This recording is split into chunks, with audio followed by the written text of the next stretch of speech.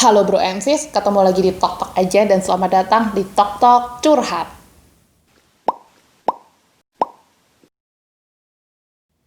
Untuk Tok Tok aja kali ini, gue tuh mau mengajak kalian untuk bernostalgia. Kalau misalkan bulan Oktober itu udah pasti identik sama yang namanya Hari Batik Nasional. Dimana kita semua itu diwajibkan untuk menggunakan batik. Disarankan untuk menggunakan batik pada saat hari batik. Tapi sebenarnya zaman now juga kita pakai batik itu bukan cuma di hari batik aja sih. Bahkan biasanya pada saat gue sekolah gitu ataupun di perkantoran gitu, kalau misalkan hari Jumat itu biasanya kan kita juga disuruh untuk pakai batik. Ya nggak sih Bro Etis? Nah, ngomong-ngomong soal hari batik nih, gue mau mengajak Bro Entis untuk bernostalgia pada saat masa sekolah ataupun kuliah. Pernah nggak sih kalian itu disuruh untuk memakai batik di hari batik?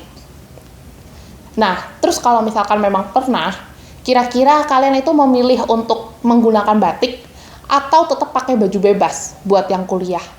Nah, ini tuh berdasarkan dari apa yang sudah gue research selama gue kuliah, terus habis itu juga gue tanya ke sobi-sobi terdekat gue.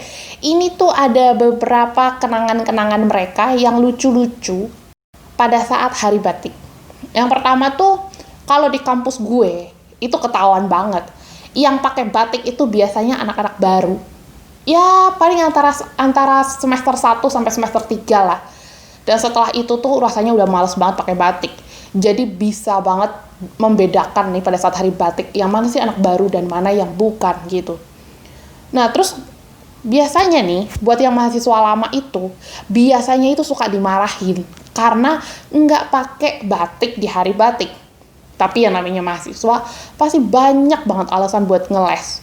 Nah kalau misalkan gue itu juga termasuk yang seperti itu sih. Jadi dulu pada saat gue kuliah itu dulu semester awal itu kita memang semangat banget pakai batik. Kayak kita bener-bener mau kondangan gitu. Masuk kelas semuanya pakai batik. Tapi lama-lama itu gue mulai mengikuti teman-teman gue juga ya, ngikutin senior-senior juga sih. Yang udah pada nggak pakai batik.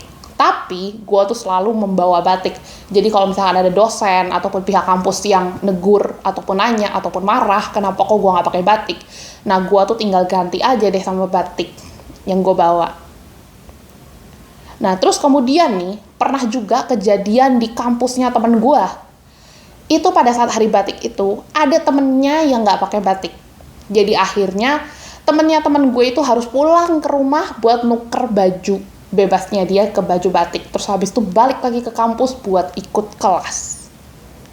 Terus juga nih, yang namanya juga anak-anak zaman now kan, kita kan lebih suka untuk pakai baju yang bermerek, yang lebih santai gitu kan, kayak kaos-kaos gitu kan. Jadi banyak juga orang tuh yang nggak punya batik. Atau misalkan punya batik tapi ya udah kecilan lah, udah nggak muat atau apapun itulah. Jadi mereka tuh biasanya suka pinjem sama saudara-saudaranya. Ataupun pinjem sama temen. Cuman demi hari batik itu aja. Terus kemudian, kalau ini nih dari cerita kantor sih, orang yang udah kerja. Ini tuh lagi-lagi dari salah satu sobi gue, jadi dia kerja di suatu perusahaan. Jadi pada saat lagi hari batik itu, jadi dia punya temen, karena naik kendaraan umum, dan juga supaya batiknya itu tetap bagus, nggak lecek. Jadi akhirnya tuh dia pakai baju biasa dulu kan dari rumah.